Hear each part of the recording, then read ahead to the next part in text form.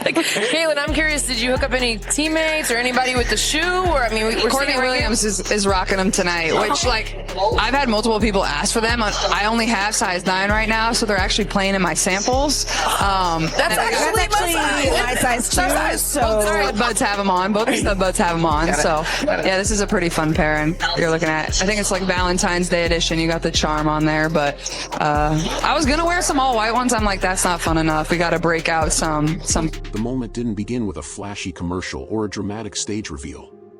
It started with a simple interview where Caitlin Clark casually answered a question about her new signature shoe. She explained that only size 9 samples were available, which meant teammates were actually wearing her personal pairs during All-Star Weekend. On the surface, it sounded like an ordinary behind-the-scenes detail. But for fans watching closely, it was the first public glimpse of something that had been building for months, and it immediately raised a bigger question. Why was this shoe generating so much attention before it had even been released? As the cameras focused on the shoes, small details began to stand out. Clark pointed out the colorful Valentine's Day-inspired pair she chose instead of an all-white version, mentioning that she wanted something more fun for the occasion. The conversation remained relaxed, but those few seconds accomplished something much bigger. Rather than unveiling the product through a traditional marketing campaign, the interview naturally introduced the shoe in front of a live audience, giving viewers an authentic first look.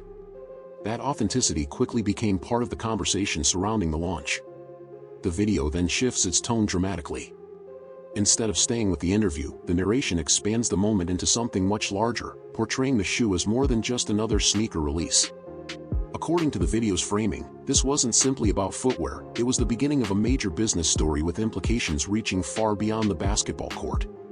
The contrast between Clark's calm interview and the narrator's heightened language creates an immediate change in energy, encouraging viewers to wonder whether the release really could become as significant as it's being presented. That curiosity grows because the interview itself never makes sweeping claims. Clark simply discusses the samples, her teammates wearing them, and the colorway she selected.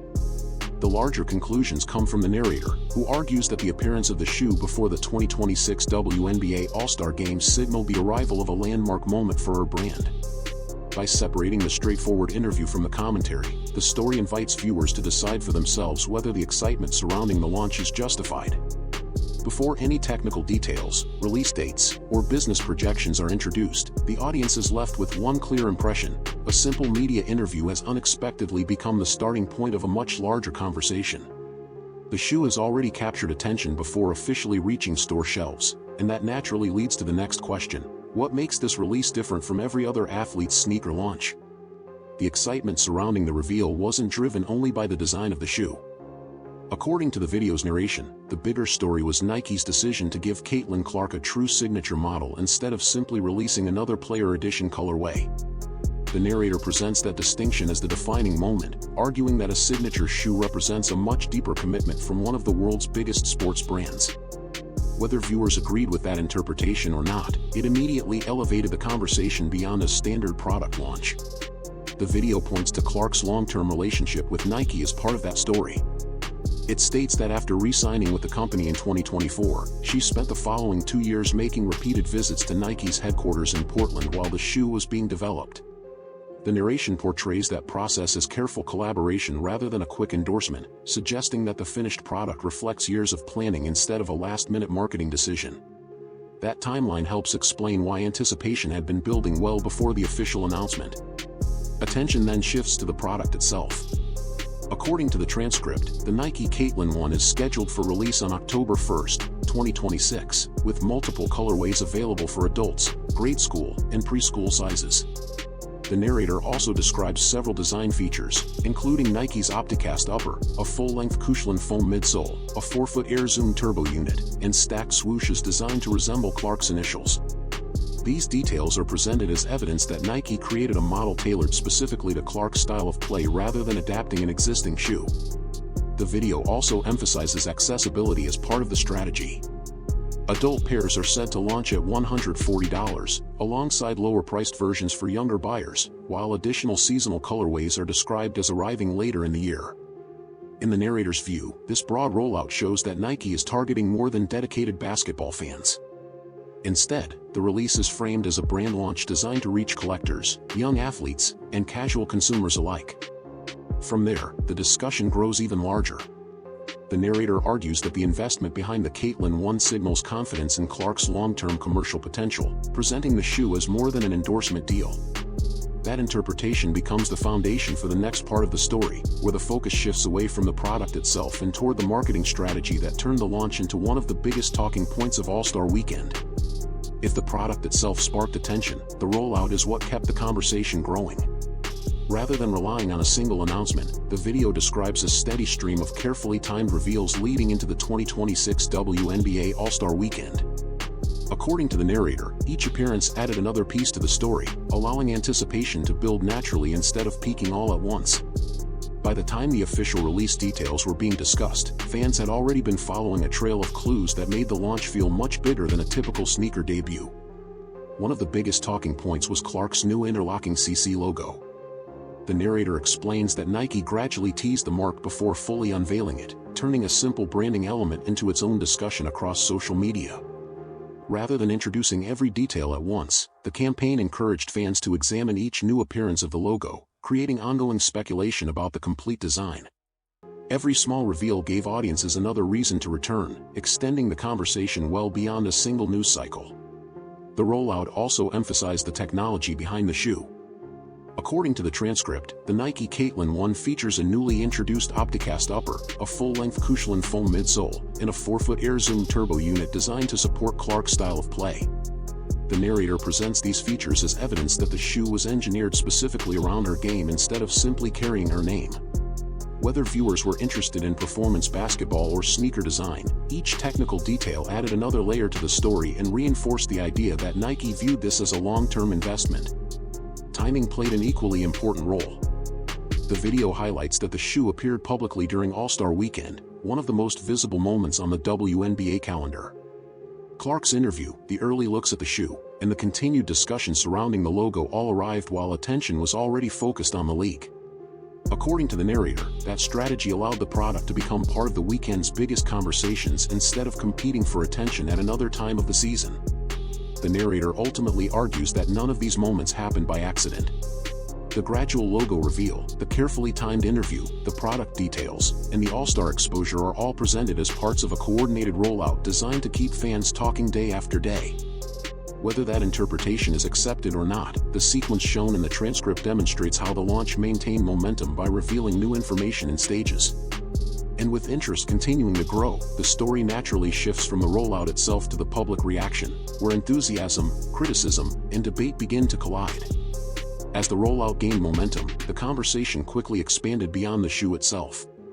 The transcript shows that discussion moving in several different directions at once, with confirmed product information becoming intertwined with media commentary, fan reactions, and personal opinions. That mix is what transformed a sneaker launch into a much broader public debate, where different audiences often reached very different conclusions based on the same series of events. The confirmed information remains relatively straightforward.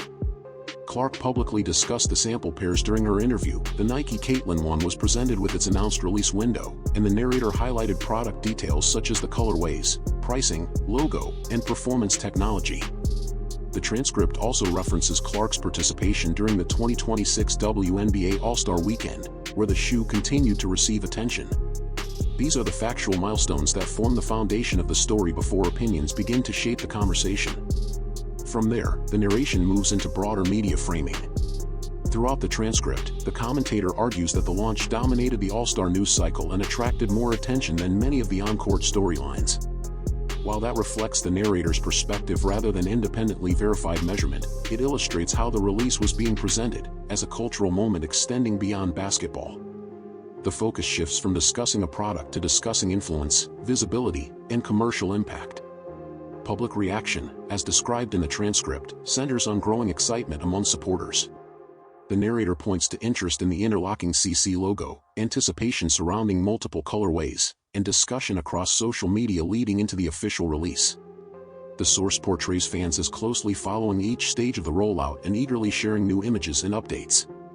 Although the transcript does not provide independent sales data or platform analytics, it consistently describes a high level of public engagement surrounding the launch. The strongest opinions appear in the sections discussing rival players and the league itself.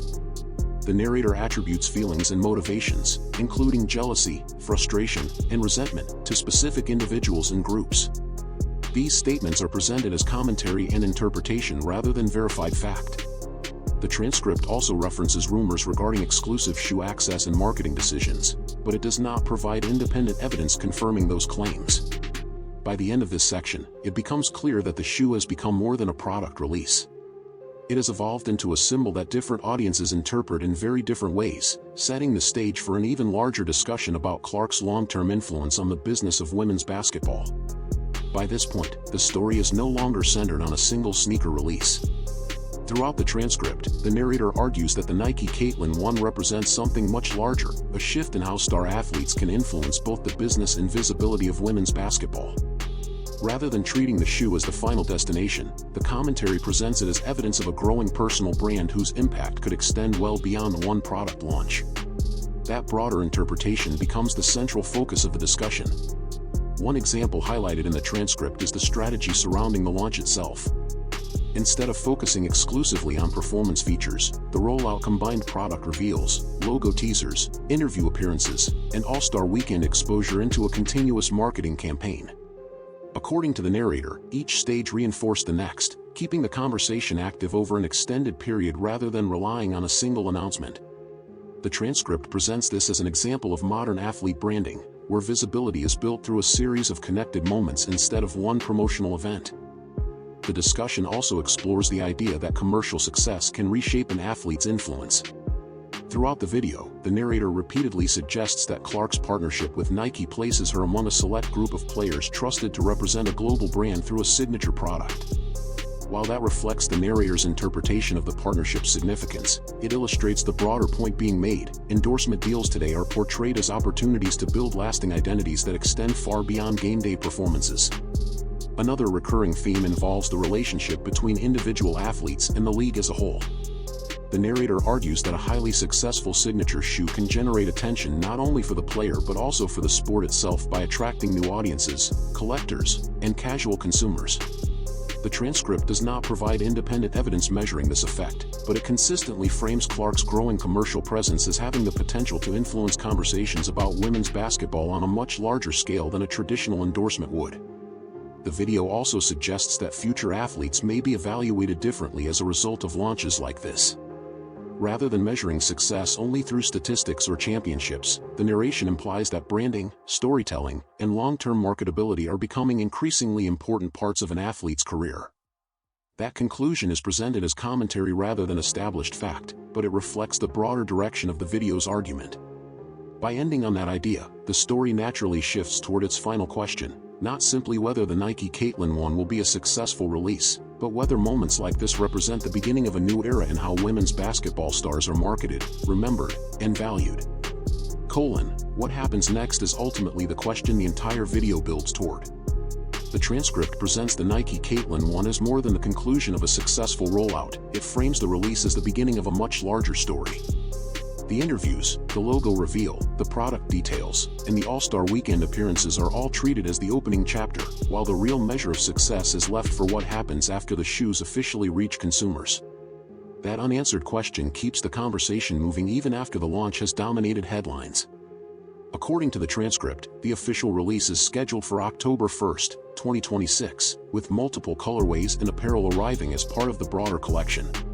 The narrator repeatedly describes high anticipation surrounding the launch and suggests that the release could become one of the most closely watched moments in recent women's basketball marketing.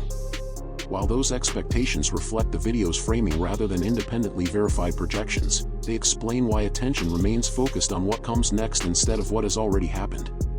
Another question involves how the market will respond once the excitement surrounding the announcement gives way to actual consumer demand. Throughout the video, the narrator points to strong public interest, growing online discussion, and widespread attention during All-Star Weekend. However, the transcript itself does not provide final sales figures or long-term commercial results. Those outcomes remain unknown within the source, leaving viewers to watch whether early excitement translates into sustained success after the official release. The transcript also looks beyond the product itself. It repeatedly suggests that endorsement strategies across women's basketball could continue evolving if launches like this prove successful. That idea is presented as commentary rather than established fact, but it raises an important discussion about the future of athlete branding. If companies increasingly invest in long-term storytelling, signature products, and carefully planned marketing campaigns, future stars may be evaluated not only by their accomplishments on the court but also by their ability to connect with audiences far beyond the game. Perhaps the biggest unanswered question is whether this launch becomes remembered as an exceptional moment for one athlete or as the beginning of a broader shift in the business of women's basketball. The transcript does not provide a definitive answer and instead leaves that conclusion to time.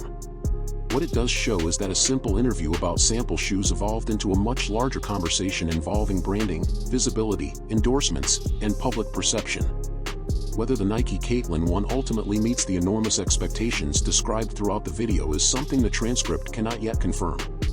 But by ending with that uncertainty, it leaves viewers with the same question that has driven the story from the very beginning. Is this simply a successful sneaker launch, or the start of a new chapter in how the biggest stars in women's basketball build their legacy?